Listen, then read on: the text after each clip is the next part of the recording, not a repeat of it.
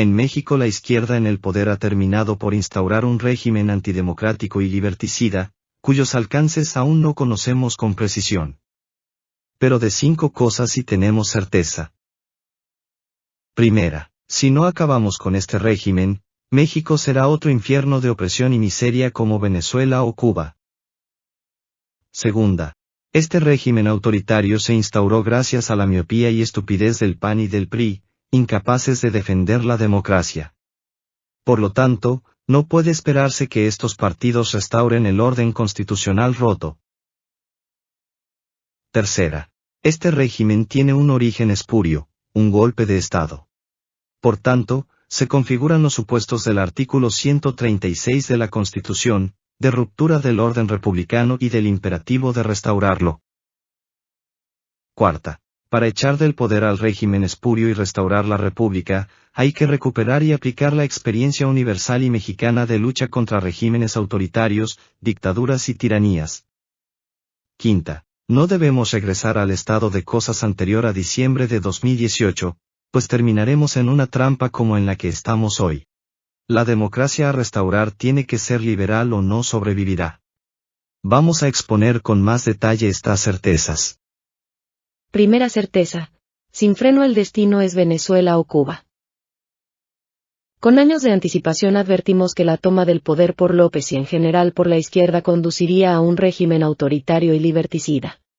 No acertamos debido a una bola de cristal, sino al conocimiento de la historia y de la lógica. Si los políticos no cubanos veneran a la dictadura comunista cubana es porque quieren establecer una dictadura igual en sus países. Hubo quienes dijeron que López no podría establecer una dictadura como la de Cuba en México, debido a que él no tiene una ideología marxista y Estados Unidos no iba a permitir una dictadura así, tan cerca de su territorio. Esas suposiciones eran y son erróneas. No es indispensable tener una ideología marxista para querer imponer una dictadura como la cubana. El mismo Fidel Castro inicialmente no era comunista, sino un sujeto cuyo apetito insaciable de poder lo llevó a instaurar su dictadura comunista totalitaria. Lo que a tantos políticos no comunistas resulta tan atractivo de la dictadura cubana es la posibilidad de tener el poder de por vida. Para quienes dicen que Estados Unidos no puede permitir una dictadura como la cubana cerca de su territorio, hay que recordarles que el país vecino ya ha tolerado una dictadura así muy cerca de su territorio durante 66 años y esa dictadura es, precisamente, la cubana, la cual incluso en 1962 intentó la destrucción nuclear de la nación más poderosa del orbe.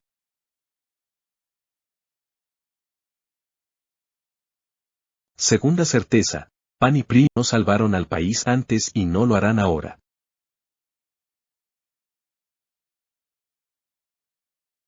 Esperar que el PRD antes y después Morena respetaran el orden constitucional hubiera sido ingenuo. Pero no era ingenuo esperar que PAN y PRI defendieran la democracia frente a la izquierda y no por su inexistente amor a México, sino por conveniencia, para no ver cancelada su posibilidad de acceder al poder. La ineptitud de PAN y PRI para defender la democracia tiene causas profundas de carácter ideológico y causas de visión y estrategia políticas. La principal causa profunda del fracaso de PAN y PRI es que hayan adoptado una visión del mundo y un programa similares a los de la izquierda. Esa visión del mundo plantea que, supuestamente, una mayoría, formada por personas de bajos ingresos, sufre grandes carencias, debido a los abusos de una minoría, constituida por personas de mejores ingresos. Por tanto, el Estado debe regularlo todo para evitar los supuestos abusos y quitarle su dinero a los que más tienen mediante impuestos para dárselo a los que menos tienen, a través de subsidios. Durante las décadas del viejo régimen autoritario, la manera en que el PRI compró apoyo popular fue mediante subsidios indirectos, esto es, otorgar una serie de servicios como la salud y la educación públicas, entre otros. Ya en democracia, el PAN y el PRI jugaron ese mismo juego de los subsidios indirectos para ganarse a los electores. La izquierda cambió la fórmula, al incluir los subsidios directos, esto es, regalar dinero. Incluso la izquierda en el poder se ha dado el lujo de regalar dinero mientras ha degradado los servicios de salud, educación y otros, sin perder apoyo popular. Esta es una faceta de lo que se conoce como ilusión monetaria. Debido a la entrega de dinero en efectivo, la gente cree que recibe más, aunque en realidad reciba menos.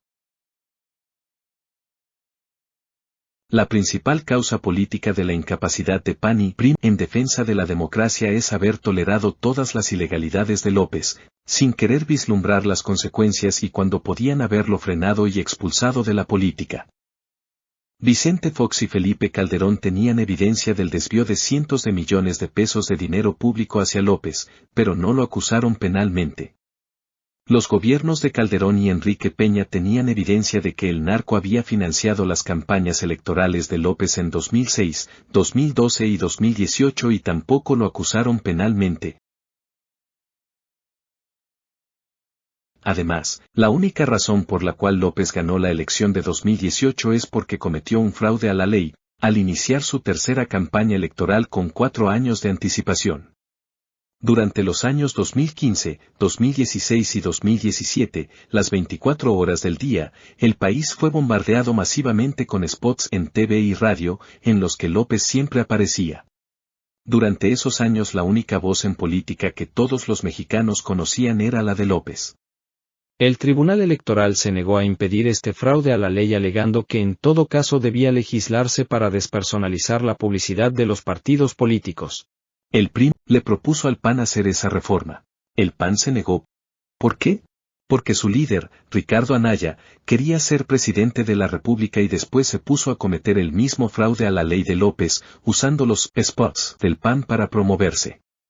En la elección obtuvo 23% de la votación, 30 puntos porcentuales menos que López.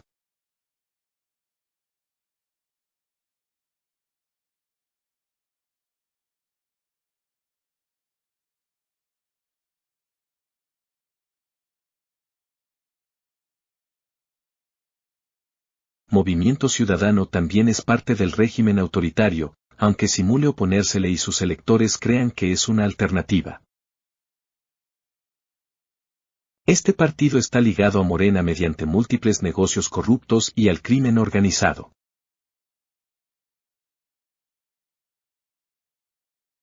Tercera certeza, este régimen tiene un origen espurio, un golpe de Estado. Después de que López ganó la elección de 2018 mediante un fraude a la ley, se dedicó sistemáticamente a destruir la República Democrática y su sucesora ha completado esta destrucción.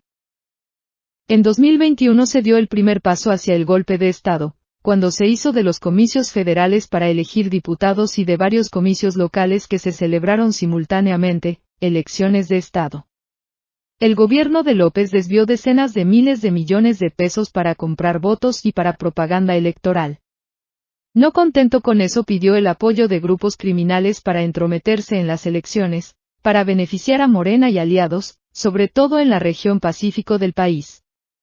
En Sinaloa los grupos criminales secuestraron a decenas de operadores del PRI, días antes de los comicios. Esta operación criminal le sirvió de poco a López. Los votos obtenidos por Morena y aliados en la elección de diputados federales fueron menos que los votos sumados de PAN, PRI, PRD y MC. Entonces, furioso por eso y por la resistencia de la Suprema Corte de Justicia a avalar sus violaciones a la Constitución, dobló la apuesta. López se propuso no solo hacer una elección de Estado en 2024 para que su partido retuviera la presidencia, sino además para obtener mayoría calificada en el poder legislativo. Con esa mayoría calificada, el plan de López era reformar la Constitución para tomar el absoluto control del Poder Judicial.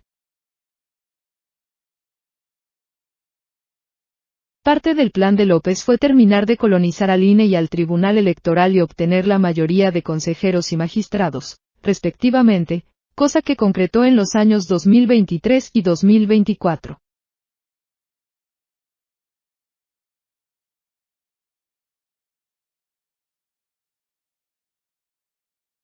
La de 2024 fue una elección de Estado, tras de 3 años de promoción ilegal de la candidata oficial a la presidencia, mediante el desvío de cientos de miles de millones de pesos empleados en propaganda y en la compra del voto. Sheinbaum con casi el 60% de los votos obtuvo incluso mejores resultados que López en 2018. A la derrota de la oposición contribuyó la propia oposición, al postular una candidata pésima, que la misma noche de los comicios traicionó a quienes la apoyaron. Pero en la elección de diputados Morena y aliados recibieron 3 millones de votos menos que en la elección presidencial. Con esto no se lograba la mayoría calificada para reformar la Constitución. Entonces el Tribunal Electoral, en completa violación de la Constitución y por la vía del reparto de diputaciones plurinominales, le entregó a Morena y aliados una mayoría calificada que no ganó en las urnas. Con ello se completó el golpe de Estado, la ruptura del orden constitucional. Con esa mayoría calificada espuria, Morena y aliados impusieron la destrucción del Poder Judicial, mediante la elección de ministros, magistrados y jueces, que sustituyeron a los que estaban en funciones. Esas autoridades judiciales espurias fueron electas por apenas el 10% de los electores y mediante toda suerte de irregularidades, que eran razón suficiente para anular la elección. De nuevo el Tribunal Electoral avaló todas las ilegalidades. Hoy el Poder Judicial no es más que una banda de ampones, ineptos e incondicionales del gobierno, que fallan según se les ordene o venden sentencias al mejor postor.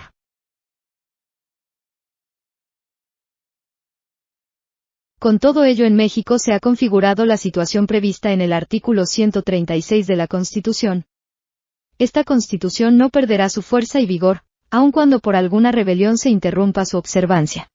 En caso de que por cualquier trastorno público, se establezca un gobierno contrario a los principios que ella sanciona, tan luego como el pueblo recobre su libertad, se restablecerá su observancia, y con arreglo a ella y a las leyes que en su virtud se hubieren expedido, serán juzgados, así los que hubieren figurado en el gobierno emanado de la rebelión, como los que hubieren cooperado a esta. Las consecuencias de esta disposición constitucional son 3. 1. Todas las leyes, decretos y actos de este régimen están viciados de nulidad, por su origen espurio. 2. Todos los implicados en el golpe de Estado deben ser procesados, sentenciados y castigados.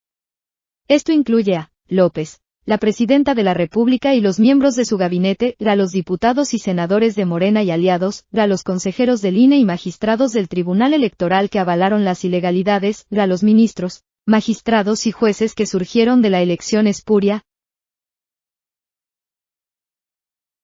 3. La definitiva proscripción de Morena, PT y Partido Verde. En la República restaurada no puede haber lugar para quienes intentaron destruirla.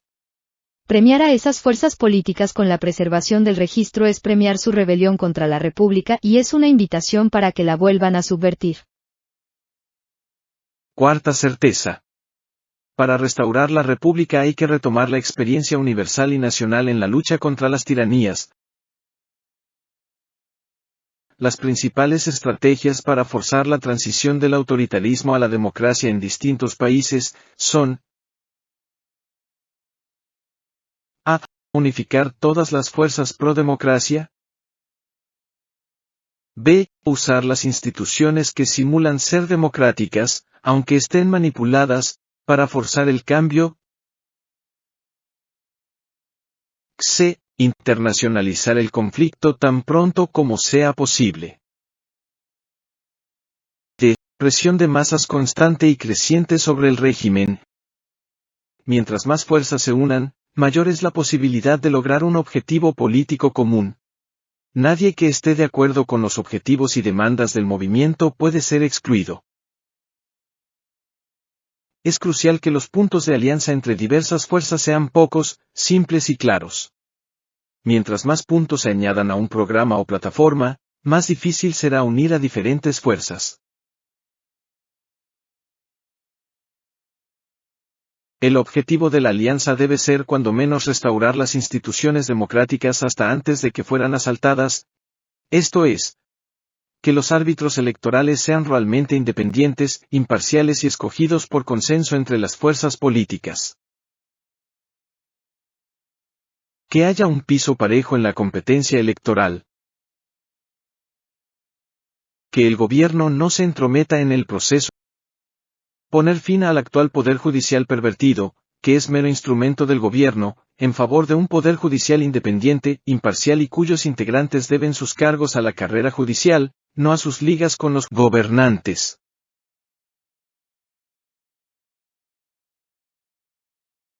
Por supuesto, no se trata solo de restaurar las anteriores instituciones, tales como las conocimos. Porque éstas probaron carecer de los candados que impidieran ser subvertidas. Por ejemplo, López, para evitar la elección de consejeros electorales por consenso, forzó que fueran electos por sorteo y terminaron quedando sus esbirros, como la actual presidenta del INE. Es indispensable desarrollar candados lo suficientemente fuertes para que la historia no se repita. El que muy diversas fuerzas se unan en torno al propósito común de restaurar la democracia, no significa que tengan que olvidar o acallar sus diferencias ideológicas, programáticas, políticas.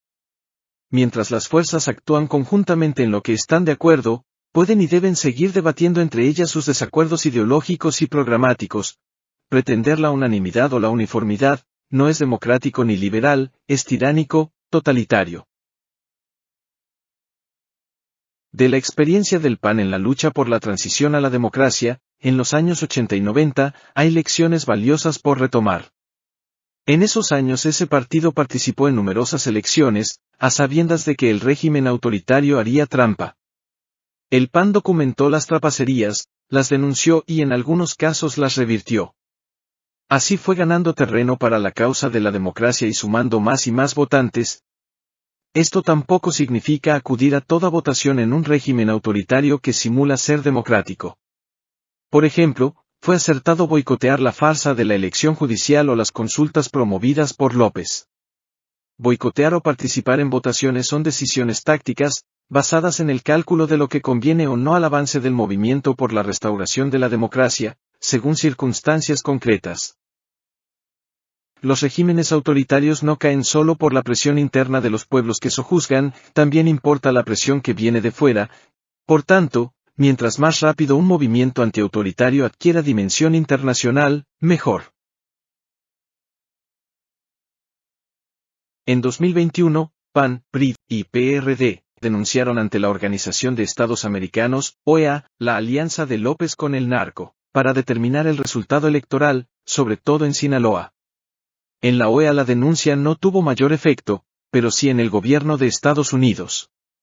Esa denuncia fue uno de los factores que convencieron al gobierno estadounidense de concretar la extracción de El Mayo Zambada, precisamente el máximo líder del cartel de Sinaloa. Los regímenes autoritarios caen cuando la presión de los pueblos que oprimen hace muy difícil o imposible la gobernabilidad.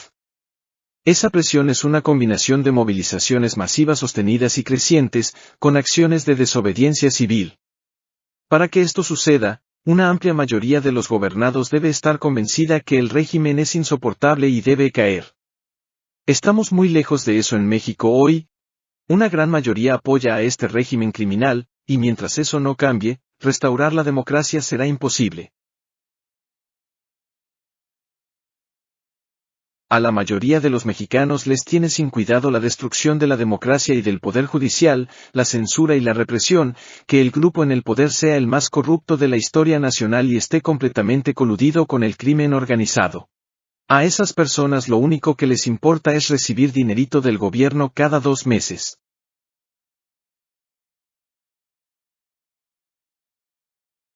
Pareciera, entonces, que estamos condenados a padecer por siempre a este régimen criminal.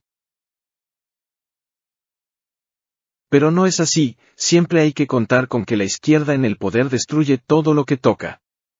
Mediante expropiaciones y otros ataques contra la propiedad, regulaciones, impuestos, saqueos sin freno y despilfarro, la izquierda destruye las economías de los países y termina por esfumar el apoyo electoral logrado mediante el reparto de dinerito.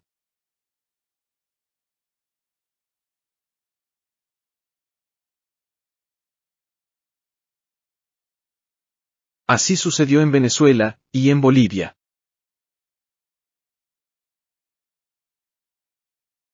Así sucederá en México.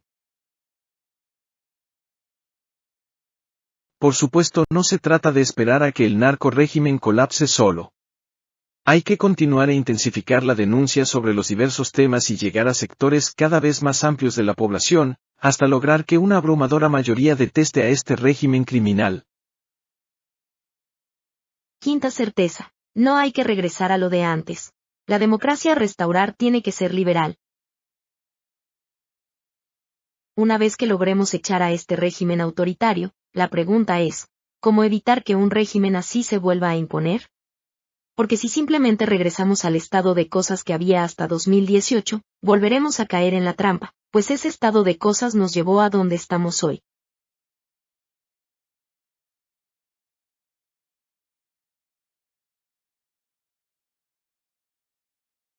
El que una izquierda como la que hoy gobierna en México nunca haya triunfado en países desarrollados, no es casualidad.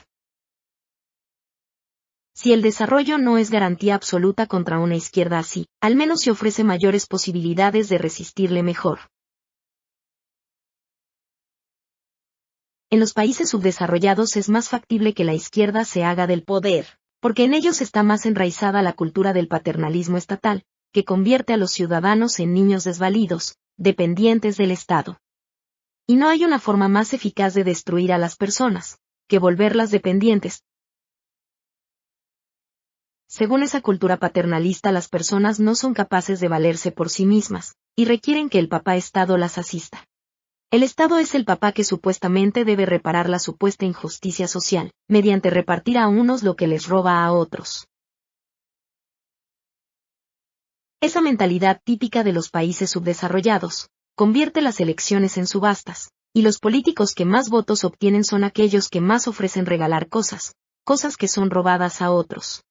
Y en esta puja nadie supera a los políticos zurdos, a la hora de ofrecer cosas supuestamente gratis.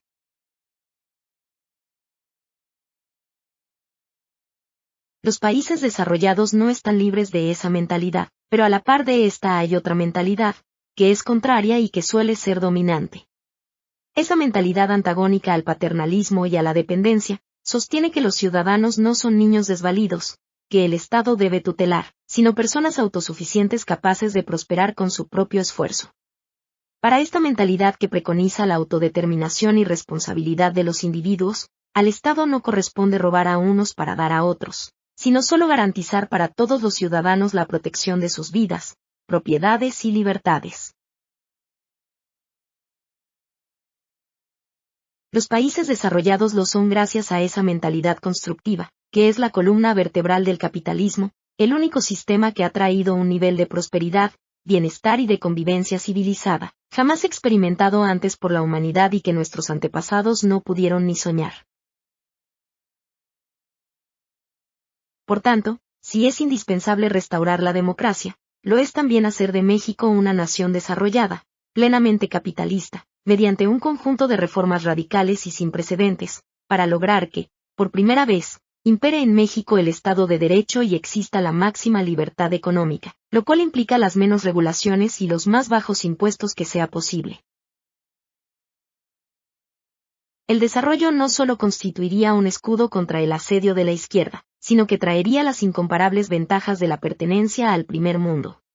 Una acumulación tal de capital y riqueza que permita erradicar la pobreza por completo y para siempre, dotar a la gran mayoría de la población del nivel de bienestar de la clase media y tener una auténtica convivencia civilizada.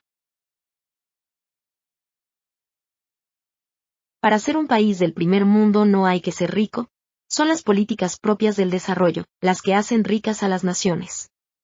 Países que eran mucho más pobres que México, e incluso fueron devastados por guerras, en unas pocas décadas pasaron del subdesarrollo al desarrollo. Ese salto al desarrollo no fue producto de la suerte, sino de que las respectivas sociedades se propusieran acceder al primer mundo. El desarrollo es una elección.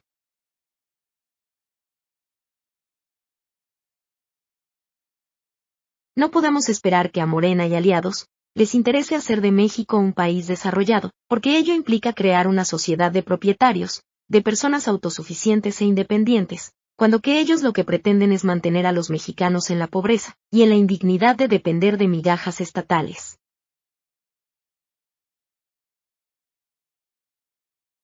pero tampoco puede esperarse que llevar a México al primer mundo sea del interés de los viejos partidos como el PRI o el PAN, pues cuando tuvieron la oportunidad de llevar al país por ese camino no lo hicieron.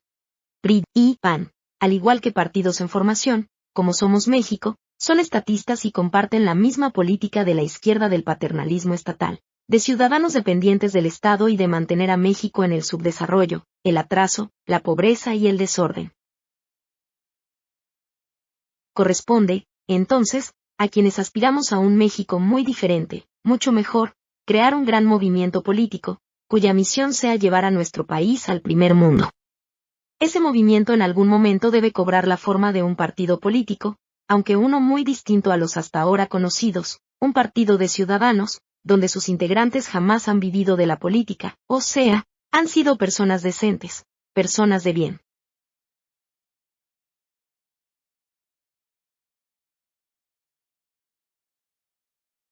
Todos aquellos que no queremos que México sea otra Cuba, pero tampoco deseamos que México siga sumido en el subdesarrollo, el atraso, el paternalismo y la violencia.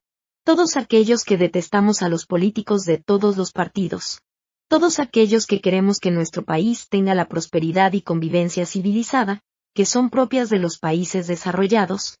Debemos unirnos para gestar este movimiento a fin de llevar a México al primer mundo, para concretar la mayor hazaña de su historia.